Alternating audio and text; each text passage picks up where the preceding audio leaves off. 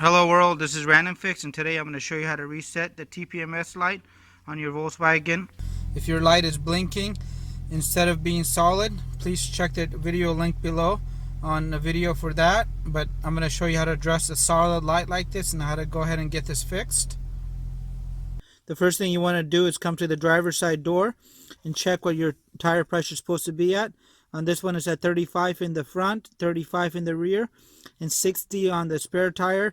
And the spare tires don't normally have a TPMS sensor attached to them.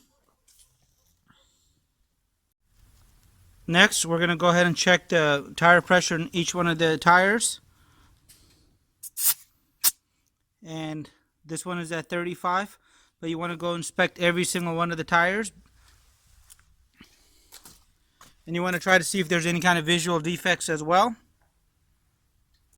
So my driver front tire here only has 23 pounds of pressure. I'm going to go ahead and set this to 35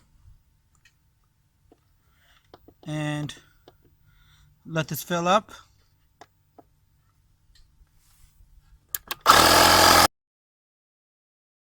Alright, so we're at 35 pounds of pressure and the rest of the tires are all at the correct designated pressure. I'm going to show you what to do next.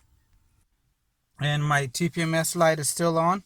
You want to go ahead and open up your glove compartment here.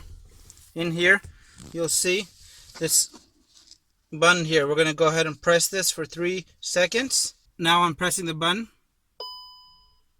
And there, it's off now. Let me go ahead and show you guys with the vehicle on that the TPMS light is permanently off. So I hope this helped you guys out. Please leave your comments and your questions below, and have a great day. Let me know if you guys have any comments. Hit the subscribe button, and I really appreciate your continued support.